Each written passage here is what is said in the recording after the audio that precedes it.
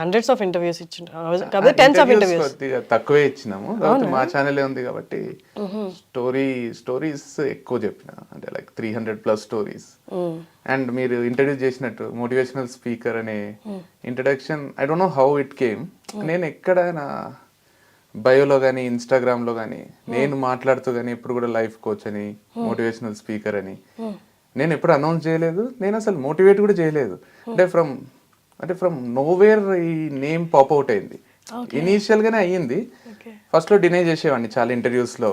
ఇనీషియల్గా అసలు నేను మోటివేషనల్ స్పీకరే కాదు, డోంట్ కాల్ మీ దట్. నాకు ఎవరైనా ఈవెంట్స్కి అక్కడ పిలిచినప్పుడు కూడా మోటివేషనల్ స్పీకర్ కృష్ణ చైతన్య రెడ్డి వస్తున్నారని ఫ్లెక్సీలు కానీ ఫ్లయర్స్ కానీ ఇచ్చినప్పుడు కూడా ఫస్ట్ ఇనీషియల్గా పేరు తీసేయండి అనేవాడు. I was against it, I don't know why. చిన్నప్పటి నుంచి కూడా మోటివేషనల్ స్పీచెస్ అంటే అవంటే అరే how come people get motivated, ఎవరన్నా అరిసి చెప్తే ఇట్లుండకు అని చెప్తే ఎట్లా నడుస్తుంది, లైఫ్ ఎక్స్పీరియన్సెస్తో కదా తెలుసుకునేది అని చాలా అనిపిస్తుండే నాకు. అంటే నాకు ఎందుకో ఇష్టం ఉండేది కాదు. లేటర్ ఇక 2-3 years తర్వాత ప్రతి ఒక్కరు అదే పేరుతో అరే మోటివేషనల్ స్పీకర్ కదా మీరు, నా పేరు కూడా చాలా మందికి తెలియదు.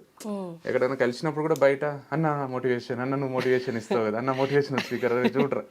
వెనకాల ఇప్పుడు మనం ఇక్కడ ఏదైనా పిజ్జా ఆట్లో కానీ ఎక్కడైనా కూర్చున్నప్పుడు కూడా వెనకాల అరే మోటివేషన్ ఇస్తారు చూడరు వాళ్ళేరా అన్న వాళ్ళు. వినిపించి తర్వాత ఆలోచించిన అరే motivation is a positive term.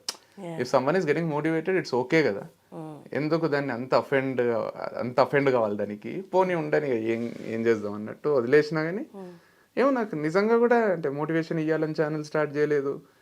సెషన్స్లో పిల్లలకు కాలేజెస్లో కూడా ఎప్పుడు మోటివేషన్ అని చెప్పలేదు. ఎక్కడ ఒక ఇన్స్టిట్యూషన్ కానీ ఆర్గనైజేషన్ కానీ మోటివేషన్ సంబంధించి పెట్టుకోలేదు. చాలా మంది అంటారు పర్సనల్ కౌన్సిలింగ్ కావాలి, మాకు ఈ ప్రాబ్లమ్స్ ఉన్నాయని. స్ట్రేట్ అవే డినై చేస్తాను. I'm not an expert doing that. I don't even have a certificate. నేను సర్టిఫైడ్ సైకాలజిస్టో లేకపోతే కౌన్సిలింగ్ ఇచ్చేకి ఏదైనా కోర్స్ చేసో ఏం లేదు నేను. I just tell stories which are a bit inspiring. And అవి కూడా నేను రాసినవి ఏం కావు. కొన్ని నాకు ఎవరన్నా ఇప్పుడు మనం జర్నీలో కానీ ఎక్కడైనా కలిసి వాళ్ళ కథ చెప్పినప్పుడు వాళ్ళ పేర్లు మార్చో వాళ్ళ పర్మిషన్ తీసుకుని చెప్పినాయి, కొన్ని ఊహించుకొని చెప్పినాయి. మోర్ దెన్ 80% చిన్నప్పుడు మన పంచతంత్ర కథలు, చందమామ కథలు, గాడిది సింహం కథలు ఇవే చెప్తా. కాకపోతే అవి రియల్ లైఫ్ కొంచెం రిలేట్ చేసి కథ తర్వాత అసలు కథ ఇక్కడే స్టార్ట్ అవుతుందని, ఆ కథ ఏం చెప్తుంది, ఏం చెప్పాలనుకుంటుంది, దాంట్లో పర్స్పెక్టివ్స్ ఏంది, దాన్ని ఎన్ని విధాలుగా అర్థం చేసుకోవచ్చు అనేది కొంచెం నీట్గా ఎక్స్ప్లెయిన్ చేస్తా.